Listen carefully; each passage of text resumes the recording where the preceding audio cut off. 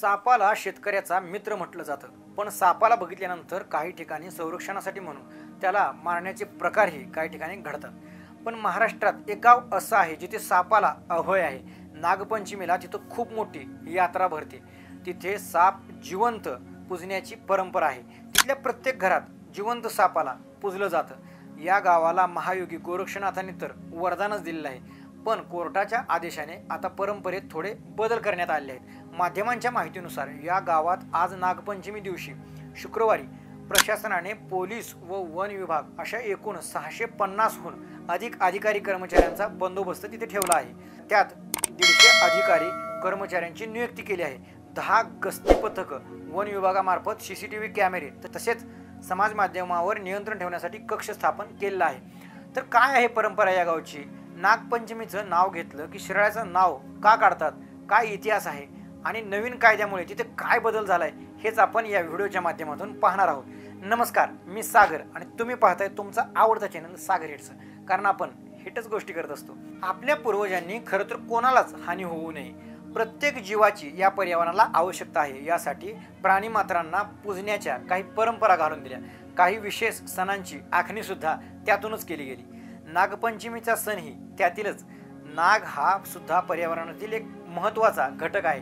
विशेष म्हणजे तो शेतकऱ्याचा मित्र. त्यात पूर्वजांनी त्याला देवाची दर्जा देऊन संस्कृतीबरोबरच पर्यावरणाचे सुद्धा रक्षण केले हे आपणाला पाहायला मिळते. शिराळा गावात नागपंचमी इतकी का फेमस आहे, त्याचा इतिहास काय आहे हे आपण पहिल्यांदा पाहू. शिराळा गाव हे येतं सांगली जिल्ह्यामध्ये. शिराळ्यामध्ये महायोगी गोरक्षनाथ हे 3 दिवस होते. तो महिना होता श्रावण महिन्याचा. याच महिन्यात नागपंचमी असते. तशी शिराळ्यात सुद्धा नागपंचमी सणाची लगबग सुरू होती. माता माऊली नागाच्या मूर्तीचे पूजन करत होत्या. तोच महायोगी गोरक्षनाथ हे महाजन कुटुंबियांच्या घरी भिक्षा मागण्यासाठी गेले. त्या घरातील माता माऊली मातीच्या नागाची पूजा करत असल्याने भिक्षेला वेळ झाला. त्यावेळी महायोगी गोरक्षनाथांनी वेळ का झाला याचं कारण विचारलं. त्यावेळी माता माऊलींनी सांगितलं की आम्ही आज नागपंचमीला नागाच्या मूर्तीची पूजा करत होतो असं सांगण्यात आलं. त्यावेळी महायोगी गोरक्षनाथांनी आपल्या झोळीतील विभूती काढून त्या मातीच्या नागावर टाकली आणि त्याचा जिवंत नाग झाला अशी आख्यायिका आहे. यावेळी गोरक्षनाथ महाराजांनी म्हटले की माई तू भिवू नकोस, हा साप तुला काही करणार नाही. तिथून पुढं 32 शिराळ्यामध्ये जिवंत नाग सापांची पूजा नागपंचमीला करण्याची प्रथा पडली. श्री नाथ लीलामृत या ग्रंथात याचा उल्लेख सुद्धा आहे असं सांगण्यात येते. समर्थ रामदास स्वामींनी सुद्धा आपल्या काव्यपंक्तीतून याचा उल्लेख केलेला आढळतो. जागा लक्ष्मीची शिराळे तिथे निघती नागपुळे, श्रावण मासे मुले बाळे खेळवीत असा उल्लेख समर्थ रामदास स्वामींनी सुद्धा केलेला आढळतो. इथल्या प्रथेप्रमाणे आई अंबाबाईने कौल दिला की गावकरी साप पकडायला निघतात. ते लहान थोरासह शेतातल्या बांधावर बिळाजवळ त्याचे माग म्हणजेच खवले दिसल्यास तिथे उकरून त्यातील सापाला काही इजा न होता एका मातीच्या मडक्यात भरून त्यावर कापड बांधण्यात येतं व त्या मडक्यावर नंबर टाकला जातो व तो साप कुठून पकडला याचीही नोंद घेतली जाते. इथली लहान मुलं सुद्धा सापाला हाताळतात. ते परंपरेने थोरा मोठ्यांचं पाहून ती कला त्यांच्यात येतेच म्हणा.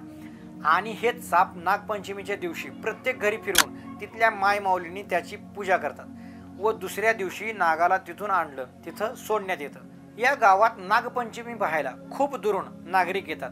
तिथले नागावरचं प्रेम पाहून लोकांची नागाप्रती असलेली भीती कमी होऊन नाग हा आपला मित्र आहे अशी भावना तयार होते. या गावातला प्रत्येक व्यक्ती हा सापावर खूप प्रेम करतो. नाग ज्यावेळी मातीच्या भांड्यात ठेवले जातात तेव्हा त्याला खाण्यासाठी दूध वगैरे अशा गोष्टी सुद्धा त्याला पुरवल्या जातात. त्याला कोणतीही इजा न होता दुसऱ्या दिवशी सोडलं जातं.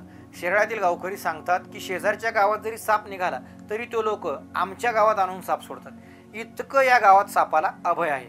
नाग विहिरीत पडला, त्याला काही इजा झाली तर तिथले ग्रामस्थ त्याची वैद्यकीय उपचार करतात आणि तो पूर्ण बरा होईपर्यंत त्याची काळजी घेतात व तो पूर्ण बरा झाला की त्याला शेतात सोडतात. या गावचं नाव 32 शिराळा कशामुळे पडलं तर यालाही एक ऐतिहासिक कारण आहे. छत्रपती शिवाजी महाराजांच्या काळात 32 गावातून येथे महसूल गोळा व्हायचा. यामुळे या गावचं नाव 32 शिराळा असं पडलेलं आहे.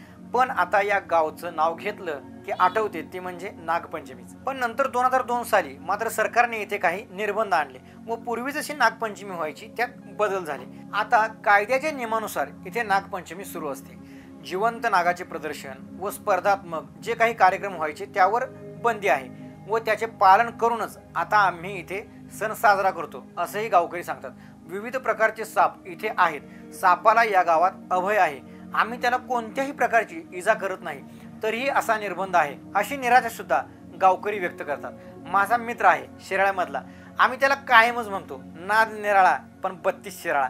पण खरंच महायोगी गोरक्षनाथापासून श्री स्वामी समर्थ ते छत्रपती शिवाजी महाराज यांच्या पदस्पर्शाने पावन झालेल्या 32 शिराळ्याच्या इतिहासाची परंपरेचा अभिमानच वाटतो. बरं, तिथल्या प्रथा, परंपरा व नियम, बंधन याबद्दल तुम्हाला काय वाटते आणि तुमच्या प्रतिक्रिया काय आहेत या आम्हाला कमेंट बॉक्समध्ये नक्की कळवा.